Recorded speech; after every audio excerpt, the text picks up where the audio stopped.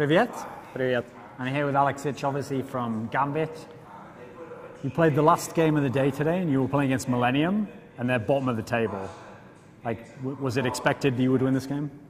I think you expect to win the game, but I would never bet on winning, especially on our team, because sometimes we, just lose.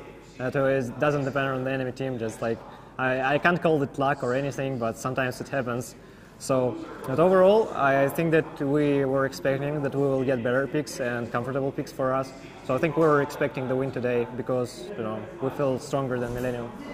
The thing that I find strange about Millenium is that on paper they have good players who were in top teams before, but it seems like they are by far the worst in terms of like closing out games. What do you think their problem is? So I actually think that Kerp, I think that he's good mid laner, but sometimes he's doing the mistakes, and when he plays something like Ziggs, I don't think that it fits his playstyle that much. I think he's more of some kind of crazy player. So something like Talon would suit him more. But I don't know why he doesn't play Assassins. And I still feel that sometimes his strike ball goes in weird directions. So his skill shots just go directly somewhere that they shouldn't. And overall, I don't know. Their team is strong, but I don't understand why they are not winning or anything. This season has been going pretty well for your team. You're one of the top teams by far.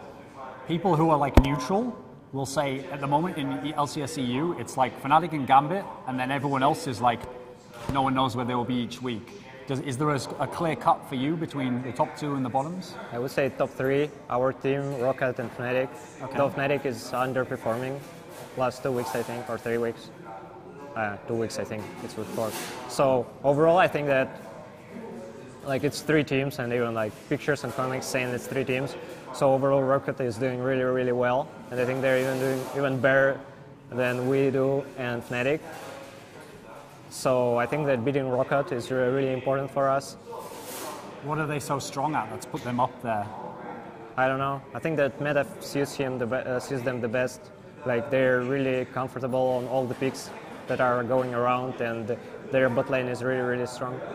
One of the things people were worried about when Edward came back was that the same problem would be there for Gambit, where you have all this travel time, and this will make it harder to compete in LCS.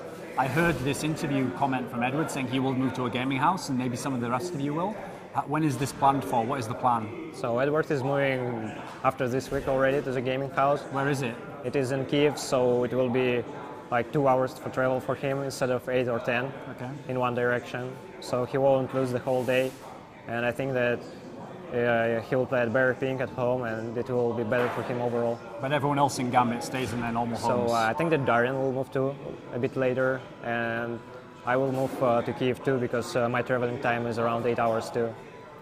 Is this an idea to try and combat the travel time? Do you think it has been a problem that you have to travel so many days? So I think that we're losing the whole day only for traveling, and 1 day because of the time we should travel. So if we can compensate those days by traveling and use less energy for traveling overall, I think that we will get much better.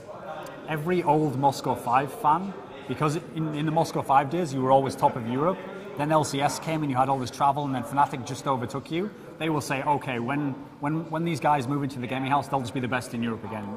It's true? Actually, I don't think so.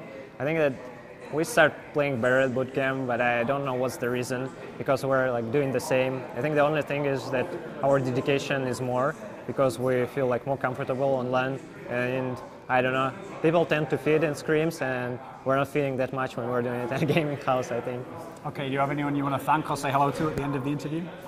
Yeah, I want to say hi and wish Happy Valentine's Day to my wife, and of course hi to my child. And I want to thank all our fans watching us, and thanks our sponsors, Still Serious, Pringles, and Twitch for helping us. Спасибо. Спасибо.